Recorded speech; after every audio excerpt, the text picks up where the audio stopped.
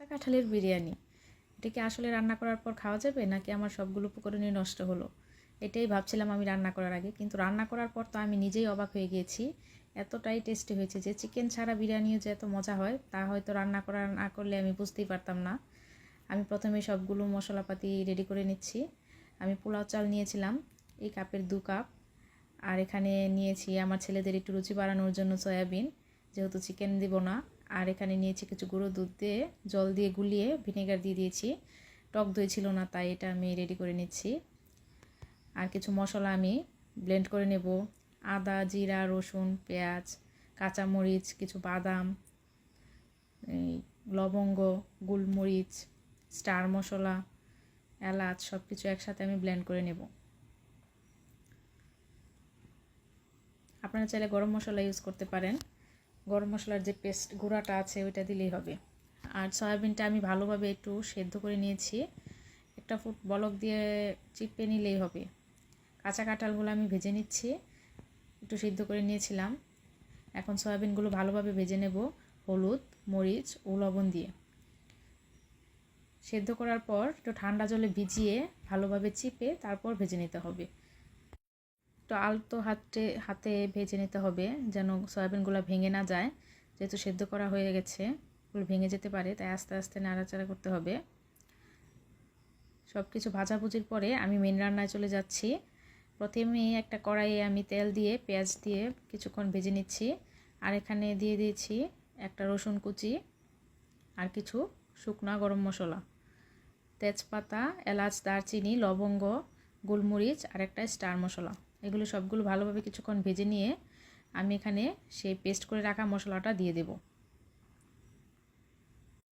কিছু শুকনা মশলা, হলুদ, মরিচ, ধনিয়া।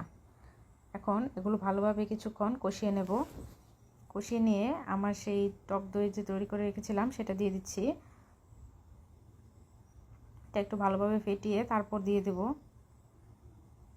ভালোভাবে কষে গেলে আমি এখানে কাঁচা কাঁঠালটা আর সয়াবিনটা দিয়ে দেব, দিয়ে কিছুক্ষণ ভেজে নেব। আমি পরিমাণে অল্পই নিয়েছি, খাওয়া হয় কি না সেটা ভেবে। এখন ভালোভাবে কিছুক্ষণ কষিয়ে দিয়ে দেব কিছুটা জল দিয়ে আরও কিছুক্ষণ নেড়ে চেড়ে জলটা শুকিয়ে গেলে আমি দিয়ে দেব ধুয়ে রাখা চালগুলো ধুয়ে অবশ্যই জল ঝরিয়ে নিতে হবে। এখন ভালোভাবে 5 মিনিট ভেজে নেব। পোলাও চালটা ঝরঝরে হয়ে গেলে আমি স্বাদ মতো লবণ দিয়ে এখন দিয়ে দেব চালের দ্বিগুণ পরিমাণ জল। অবশ্যই গরম জল দেওয়ার চেষ্টা করবেন। পোলাও বা বিরিয়ানি রান্নায় অবশ্যই গরম জলটা দিলে খুব সুন্দর হয়, বিরিয়ানিটা ঝরঝর হয়। এখন একটি ঢাকনা দিয়ে আমি ঢেকে দেব। একটা ম্যাজিক মশলাও দিয়ে দিয়েছিলাম। জলটা ফুটে উঠলে ঝোলটা তখন আমি দিয়ে দিয়েছি কিছু কাঁচামরিচ, আর জালটা এখন একদম লো আঁচে থাকবে। আর কিছুক্ষণ পর পর উঠিয়ে আমি নেড়ে চেড়ে দিচ্ছিলাম যেন সব দিক থেকে চালটা সিদ্ধ হয়ে যায় ভালোভাবে।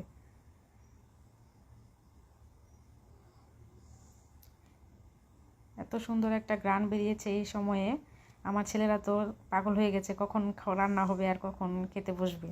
ওরা খাওয়ার সময় বারবার বলছিল আমার জন্য কিন্তু রেখো, আমি আবার নিব। আপনারা অবশ্যই ট্রাই করে দেখবেন, খেয়ে রান্না করে অনেক মজা হয়। একদম ঝরঝরে হয়েছে আমার এই বিরিয়ানিটা। আমার এই রেসিপিটা ফলো করে কিন্তু আপনারাও বাসায় ট্রাই করতে পারেন। একদম 100% নো ফেল রেসিপি। রান্না করতে পারলে সবই হয়তো বা ভালো হয়, খাওয়া যায়।